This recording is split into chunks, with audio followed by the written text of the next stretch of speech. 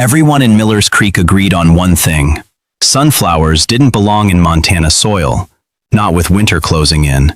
So when Eleanor Hayes, 3 months a widow since her husband Cole Mercer had been buried on the ridge behind their cabin, spent her last silver dollars on sunflower seed instead of firewood, the whole town laughed behind her back, and some laughed to her face. Cole Mercer was barely in the ground. Her cabin roof still leaked, and instead of chopping wood like every other family preparing for the cold, she was on her knees in the dirt, planting flowers that wouldn't survive the first frost. "Flowers don't feed a family," the store owner told her, refusing her credit. "And they surely don't keep one warm." Eleanor never argued. She just kept planting, row after row, right up against the north wall of her cabin, exactly where the wind hit hardest. Exactly where Cole used to say the cold came in worst. By the time the worst blizzard in a decade came screaming down from the mountains, nobody in Miller's Creek was laughing anymore. Because what Eleanor Hayes understood about those sunflowers, she'd learned from her husband before he died, and it was about to save more than just her own life. Before you keep watching, drop a comment telling us where you're watching from, and if frontier survival stories hit different for you, hit subscribe, because this one's going to test everything you think you know about surviving winter with nothing but grief and a handful of seeds. Eleanor Hayes buried her husband on the ridge behind their cabin on a gray morning in late August, 3 weeks before the first frost warning ever touched Miller's Creek. Cole Mercer had been a careful man, a patient man, the kind who read the sky before he read anything else, and losing him left Eleanor with a half-finished roof, an empty grain bin, and a silence in the cabin so complete she sometimes forgot to breathe until it hurt. Neighbors brought pity in the form of casseroles and quiet glances that never lasted long enough to become real help. Nobody expected her to make it through winter alone. Most people in town had already started placing bets, quietly, on how long before she packed up and left for her sister's place in Bozeman. Eleanor never said a word about leaving. She had something else on her mind entirely, something Cole had told her the winter before he died, something she hadn't fully understood until the ground went cold and she found herself standing in the general store with her last silver dollars in her palm. She didn't buy flour. She didn't buy salt pork or lamp oil or the extra cord of firewood every other widow in the valley was stockpiling. She bought sunflower seed, 3 full sacks of it, and asked the store owner, Ezra Cobb, to add a 4th on credit. Cobb looked at her like she'd lost her mind in the grief.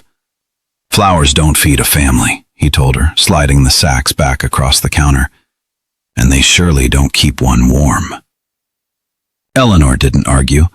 She carried what she could afford out into the cold afternoon light, and something in the way she walked away, steady, unbothered, made 2 women near the door stop their conversation to watch her go. What none of them knew, what nobody in Miller's Creek would understand for another 6 weeks, was that Cole Mercer hadn't spent his final winter talking about flowers for the sake of comfort. He'd spent it talking about roots, about how deep a sunflower reaches into frozen ground long after the bloom above it has died, and about a north wall that had nearly killed them both the winter they first arrived in the valley with nothing but a wagon and borrowed nerve. By the time the ground firmed under the first hard frost, Eleanor had planted every seed she owned in a tight, deliberate row running the entire length of her cabin's north side, the side that caught the worst of the mountain wind the moment it dropped down off the bitter roots.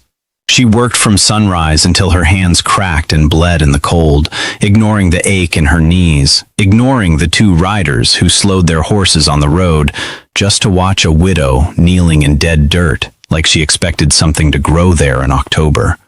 One of them, Hollis Reed, the foreman from the Kessler Ranch, called out that she'd wasted good money on a fool's garden. Eleanor kept her eyes on the ground and kept pressing seed into soil. And if anyone had looked closely enough, they might have noticed she wasn't only burying seeds. Beneath every 3rd row, wrapped tight in oilcloth, she was burying something else. Something Cole had shown her exactly once before he died, and never explained why it mattered so much that she remember. The laughing didn't stop after that. If anything, it grew louder once the frost thickened, and Eleanor's cabin remained the only one in the valley with bare dirt rows running along its coldest wall instead of stacked cordwood. Reverend Whitfield mentioned her from the pulpit without naming her outright, warning the congregation about pride disguised as grief, about women who let sorrow make foolish choices for them. Cobb refused to extend her credit a second time. Even Nettie Combs, who had once been Eleanor's closest friend in the valley, stopped stopping by, telling her own husband privately that watching Eleanor Hayes plant flowers in dying soil felt too much like watching someone dig their own grave slowly, in public, for everyone to see. Eleanor heard every word of it, carried through the thin walls of a small town, the way sound always carries when winter presses everything close together. She said nothing back. Each evening, after the planting was done and the light had gone gray behind the mountains, she sat beside the cold hearth with Cole's old field journal open on her lap, tracing his handwriting with one finger, the way she used to trace the lines of his palm. There was a page near the back she read more than any other, one line circled twice in his careful hand, a line about the north wall and what waited beneath it once true cold arrived. She never told anyone what it said, not Cobb, not Nettie, not Reverend Whitfield standing at his pulpit certain he understood grief better than a woman who'd buried her husband barely a season ago. The first real storm warning came 11 days later, carried down from the high passes by a freight driver whose horses wouldn't stop shivering even hitched close to the fire. He said the sky over the Bitterroots had turned a color he'd never trusted in 20 years hauling that road, and that whatever was coming, it was coming fast, and it was coming heavy. Eleanor stood in her doorway that evening, looking out at her bare, silent rows of buried seed running along the north wall, and for the first time since Cole died, she allowed herself something close to relief. Because the wind that night didn't just smell like snow, it smelled exactly like the winter Cole had warned her about, word for word. And Eleanor Hayes finally understood what she'd been burying in the dirt all along wasn't hope at all. Word spread through Miller's Creek faster than the storm itself, carried house to house, the way fear always travels quicker than truth. By midday, every family within 5 miles was hauling in extra wood, boarding windows, and driving livestock into whatever shelter could be nailed together in a hurry. Ezra Cobb closed the store early and spent the afternoon reinforcing his own roof with borrowed hands from 3 neighboring ranches, shouting instructions nobody quite followed in the rush. Reverend Whitfield rang the chapel bell twice, an old signal from years back that meant, gather what matters and get inside before dark. Through all of it, Eleanor Hayes did something nobody expected. She didn't touch her woodpile. She didn't board a single window. She walked out to the north wall of her cabin, knelt beside her bare rows of buried seed one last time, and pressed her palm flat against the frozen dirt, the way Cole used to press his hand against the trunk of a tree before deciding whether it would survive a hard freeze. What she felt beneath her palm wasn't cold exactly. Not the killing kind of cold that had taken her husband's breath away in the fever that followed his fall from the North Ridge. It was something steadier, something holding on beneath the surface the way a coal holds heat long after the flame above it has died. Eleanor closed her eyes and let herself remember the last real conversation she ever had with Cole Mercer.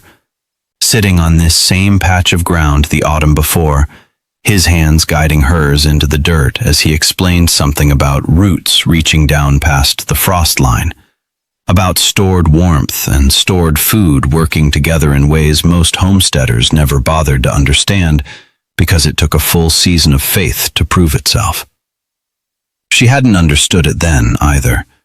Grief has a way of making old lessons feel like riddles until the exact moment you need the answer. By late afternoon, the sky over the Bitterroots had turned the color of a bruise, dark purple bleeding into gray, and the wind coming down off the passes carried a sound Eleanor had only heard described in stories, a low moan that seemed to come from the mountain itself rather than the air moving across it. Hollis Reed rode past her cabin one final time before the roads closed, slowing just long enough to shout that she still had time to ride into town with him, that nobody would think less of her for abandoning a garden that was never going to survive the season anyway. Eleanor thanked him for the offer and told him she wasn't going anywhere. Hollis shook his head, muttered something about stubborn grief, and spurred his horse on toward town without looking back. The last rider to pass her cabin before the first real snow began falling, just after 4 o'clock. The storm didn't arrive gently. It arrived the way Cole had once described the worst bitterroot winters arriving. Sideways, without warning, turning visible distance into nothing within the space of a single hour. Snow came so thick and so fast that Eleanor lost sight of her own fence line before she'd finished latching the cabin door, and the wind found every gap in the old timber the way it always had, the way it had nearly killed them both their very first winter in the valley, when Cole was still alive to fight it with her. She fed the small fire she'd allowed herself, rationed carefully because she knew now, the way Cole had always known, that comfort born too early was often the reason families ran short before the worst of winter even arrived. Outside, the wind screamed against the north wall for hours, the exact wall lined with her buried rows, and Eleanor sat close to the fire listening to a sound she'd been half afraid of and half waiting for since the day she buried the first seed. Somewhere past midnight, when the wind reached its cruelest pitch and the entire cabin groaned under the weight of the storm pressing against it, Eleanor finally understood why Cole had chosen that particular wall, that particular season, that particular secret buried beneath dead sunflower rows, instead of left as ordinary words spoken aloud. She pulled his field journal from its place near the hearth and opened it to the page she knew by memory now, the circled line near the back that she had read every night without fully grasping its meaning until this exact moment, with the storm doing exactly what Cole predicted it would do to a wall left bare and unprotected. Beneath the words she'd read 100 times sat something she hadn't noticed before, a small sketch in the corner of the page, rows of stalks drawn tight against a cabin wall, roots reaching downward into a shape she recognized instantly once she really looked at it. It wasn't just a garden Cole had described to her that final autumn. It was a plan for surviving exactly this kind of night, drawn out in careful lines months before the fever took him, left behind for a wife he must have known might one day face a bitterroot winter completely alone. Dawn came slow and gray, the storm easing just enough for Eleanor to force the door open against a wall of drifted snow nearly waist-high. What she found outside stopped her breath in a way the cold itself never could. The bare dirt rows along the north wall, the ones every neighbor had laughed at, the ones Reverend Whitfield had preached against and Cobb had refused credit for, sat mostly untouched by the worst of the drifting.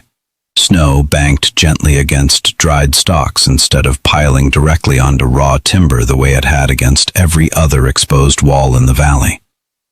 More than that, when Eleanor knelt and brushed snow away from the base of one buried row, her fingers found warmth rising faintly from the soil itself.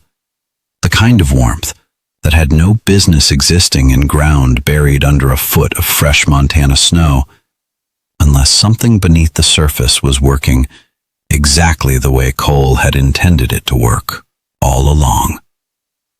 She didn't have time to understand it fully before she heard the first shout carrying faintly across the white, muffled distance. A voice she recognized as Hollis Reed's, rough with something that sounded less like judgment now and more like disbelief. Word was already starting to move through what remained of Miller's Creek that morning. Word about roofs that hadn't held, about a supply shed half collapsed under snow weight nobody had prepared for, about families huddled together counting firewood that wouldn't last another 2 days if the storm circled back the way the sky still threatened it might. And somewhere, in the middle of all that fear and cold and quiet reckoning, people were starting to ask a question nobody in town had bothered asking a widow in weeks. Why her cabin was still standing steady against a wall everyone had warned her would be the first thing the storm destroyed. If you've ever been the one everyone doubted, the one who kept faith in something nobody else understood, drop a comment below and tell us about it, because Eleanor Hayes was about to learn that being right doesn't always feel like victory, not when the whole town is finally watching to see what she was really protecting beneath that frozen ground. By mid-morning, the sky had cleared just enough to show the true damage the storm left behind, and what Eleanor could see from her doorway told a story far worse than she expected. Smoke rose thin and uneven from half the chimneys in the valley, a sign that fires were burning low, rationed, desperate. The Kessler Ranch's supply shed sat half-buried under a collapsed section of roof, timber jutting out of the snow like broken ribs. Somewhere past the tree line, a dog barked in short, frantic bursts, the kind of sound that meant trouble rather than excitement. Eleanor pulled her shawl tighter and started walking toward town before she'd even decided to, her boots breaking through crust that hadn't fully hardened, each step sinking her deeper than the last. She wasn't sure yet what she meant to do once she got there. She only knew that Cole would have gone, and that some habits outlive the person who taught them to you. She found Hollis Reed first, standing outside the half-collapsed supply shed with 3 other ranch hands, all of them staring up at the damage with the particular stillness of men trying to calculate a loss too large to speak aloud yet. Hollis turned when he heard her approaching, and for a moment said nothing at all, his eyes moving from her face to the direction she'd come from, back toward the cabin still standing steady against the north wind, while half the valley's stronger buildings had buckled under the same storm. "You made it through," he finally said, and it wasn't quite a question. Eleanor nodded and asked what she could do to help, and something in the way she asked, calm, unbothered by the cold still biting through her coat, made Hollis go quiet again before answering that they needed hands more than words right now, that the grain stores beneath the collapsed roof might still be salvageable if someone moved fast enough before the next system rolled through. Work became the only language anyone used for the rest of that day.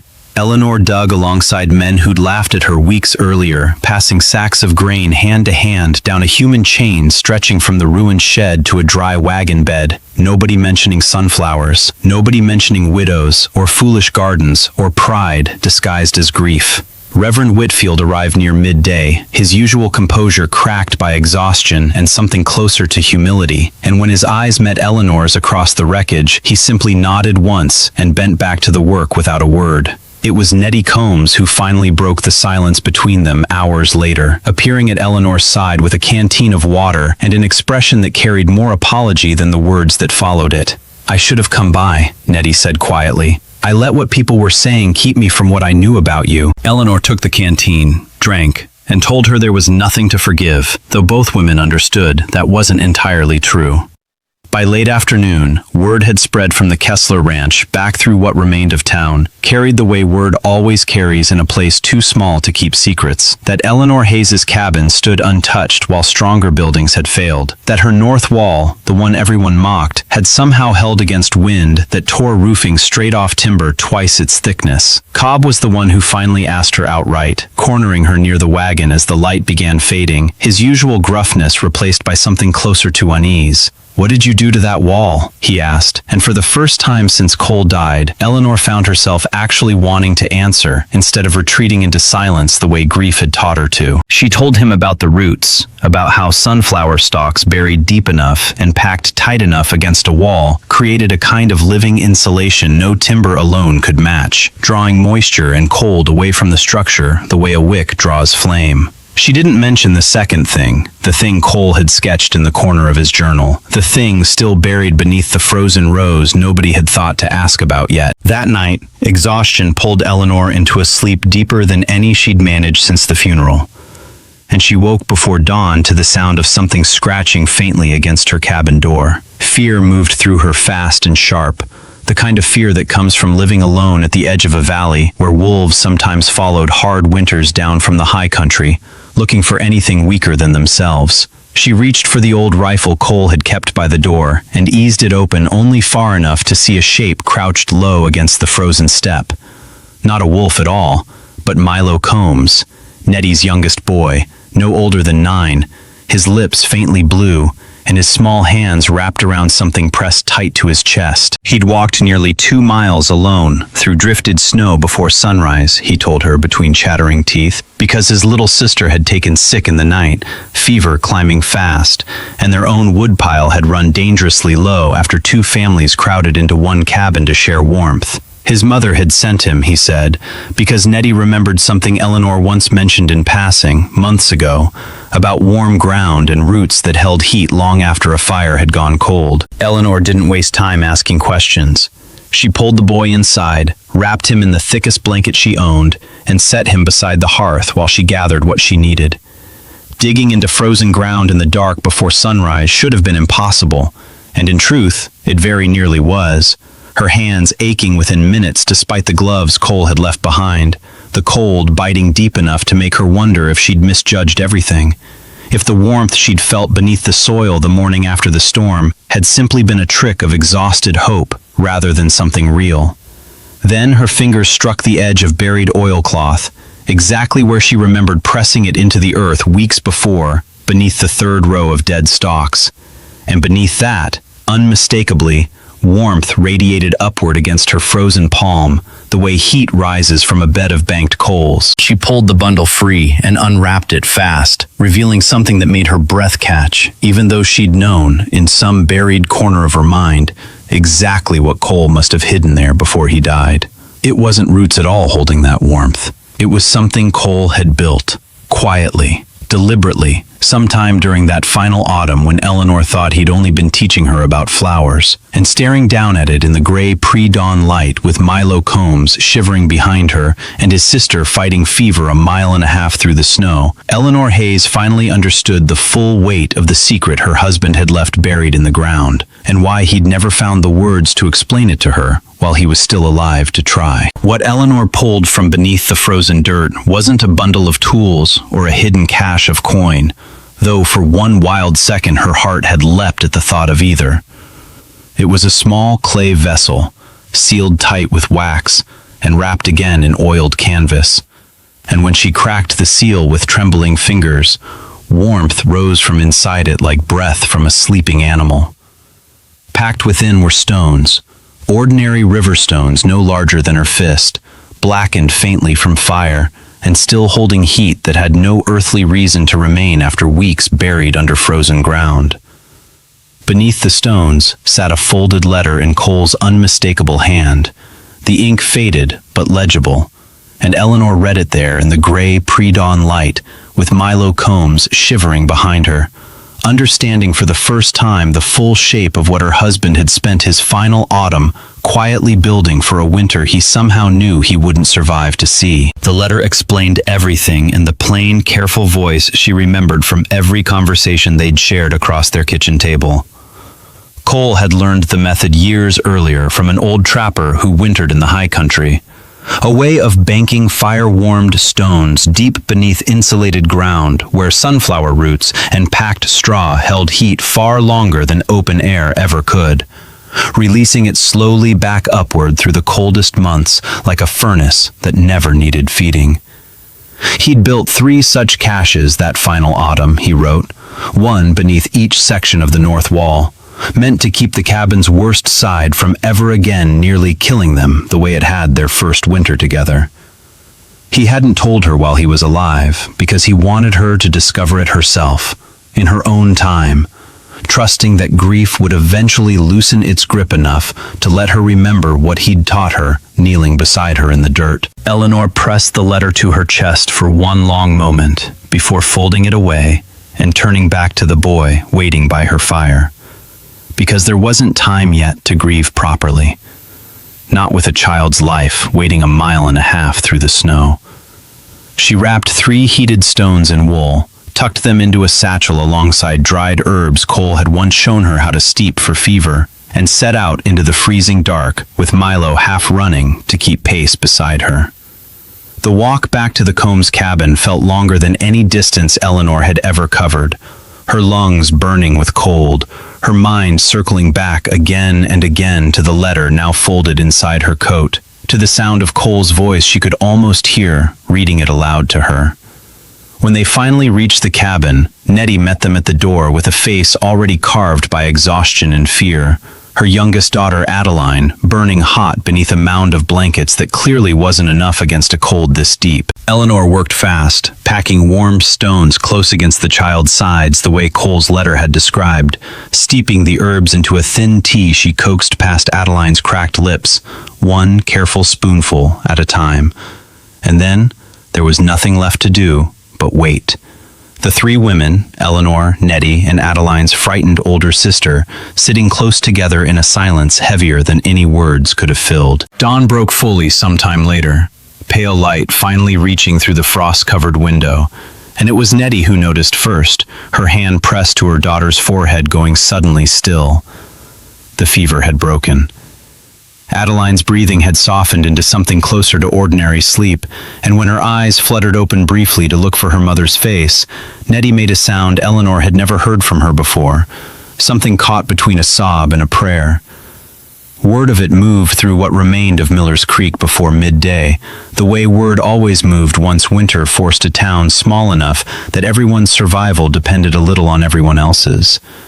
And by the time Eleanor made her way back toward her own cabin that afternoon, exhausted past anything she'd felt since the funeral, she found Hollis Reed and two other men already standing near her north wall, staring down at the frozen ground the way men stare at something they're afraid to fully believe. Hollis didn't offer an apology exactly, not in words, but the way he stepped back to let her pass, the way he asked quietly whether Cole had ever mentioned the method to anyone else, told Eleanor everything she needed to know about how the Valley's opinion of her had shifted overnight. Within days, families across Miller's Creek were digging their own trial caches along the coldest walls of their cabins, following instructions Eleanor found herself repeating over and over until the words felt worn smooth from use. Insulated stones, packed straw, roots reaching deep enough to hold heat against the worst the mountains could send down. Reverend Whitfield, of all people, was the one who finally said aloud in front of the congregation what nobody else quite dared to, admitting from the pulpit that pride had blinded the whole town to something a grieving widow understood better than any of them, and that perhaps faith and careful preparation had never truly stood opposed to each other the way he'd once preached. Eleanor never sought out that recognition, and in the weeks that followed, she found she didn't much need it either. What mattered more was the quiet at her hearth in the evenings, Cole's field journal open across her lap, the circled line near the back no longer a riddle, but a promise finally kept. One last thing he'd managed to leave behind for her, even after he was gone. Spring would come slowly to the valley the way it always did, but when it finally arrived, Eleanor planted her sunflowers again along that same north wall, not out of necessity this time, but because some things deserve to keep growing simply for what they once proved possible. Milo Combs took to visiting most afternoons that following autumn, watching closely as she buried a fresh cache of warmed stones beneath the new season's rose, asking careful questions the way a boy asks when he's decided something is worth remembering for the rest of his life. And Eleanor answered every one of them the way Cole once answered hers, patient, unhurried, certain that the ground would keep what people sometimes forgot to. If this story moved you even half as much as it moved us to tell it, do something small for us before you go. Hit that subscribe button, because somewhere out there is another story about someone the world doubted too soon. Someone who kept faith buried quietly in the ground long after everyone else stopped believing. And we'd love nothing more than to tell it with you standing right here beside us when it comes.